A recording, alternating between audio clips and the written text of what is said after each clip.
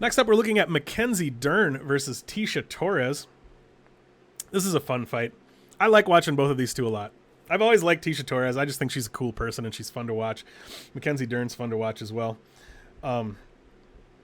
This is one of those fights where, I never like to buy too heavily into a completely binary breakdown, but I do think this kind of falls into that. I do think this is a situation where Mackenzie Dern needs to get this fight to the ground to win, and Tecia Torres needs to keep the fight on the feet to win, I think. So I do think it comes down to whether or not you think Mackenzie Dern is going to be able to successfully get Tecia Torres to the ground and keep her on the ground for decent spells of time.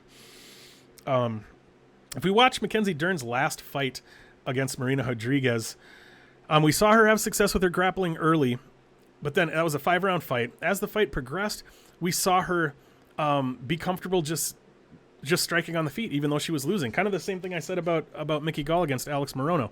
Even though Dern was losing the striking battle, we did not see her push her grappling. And I don't know if that was potentially... it was a 5-round fight. Obviously, wrestling and grappling takes a lot out of you, cardio-wise.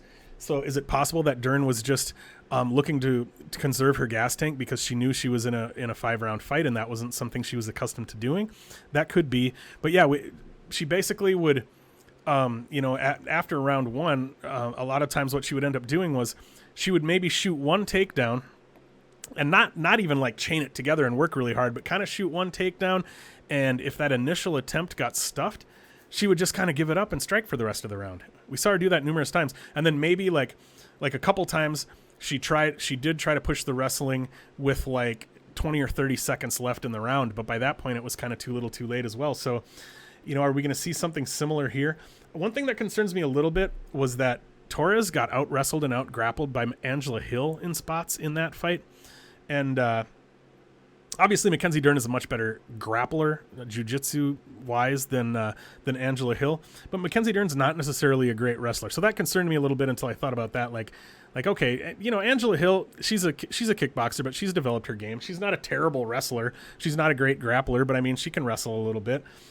So just because Hill was able to have some wrestling success against Torres doesn't necessarily mean that Dern's going to be able to take her down and keep her down.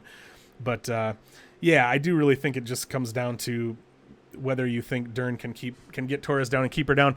Torres throws if it stays on the feet, Torres throws a lot of volume. She hits hard. She throws fast, straight punches. Dern has improved her striking some, but she's still fairly rudimentary on the feet.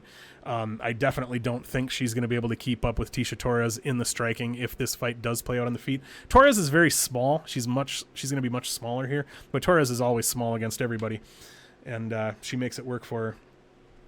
So yeah, as far as a pick here, I am going to pick Tecia Torres to be able to keep it on the feet most of the time and to be able to win a decision, probably.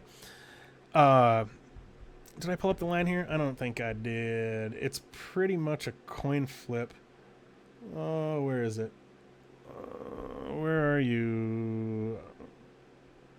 It's not, for some reason, it's not showing it on this that I've got pulled up here, but last I looked, I believe it was like they were both pretty close to somewhere in the minus 110 range. It wasn't quite a coin flip, but it was pretty close.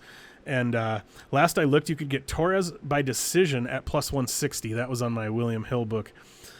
I would potentially look at betting the fight goes the distance or Torres by decision, because I think if Dern wins here, it's likely a submission. I think Torres has maybe never been subbed. I don't remember off the top of my head. I'd have to look through a record quick, but I don't think Dern finding a sub here is super likely.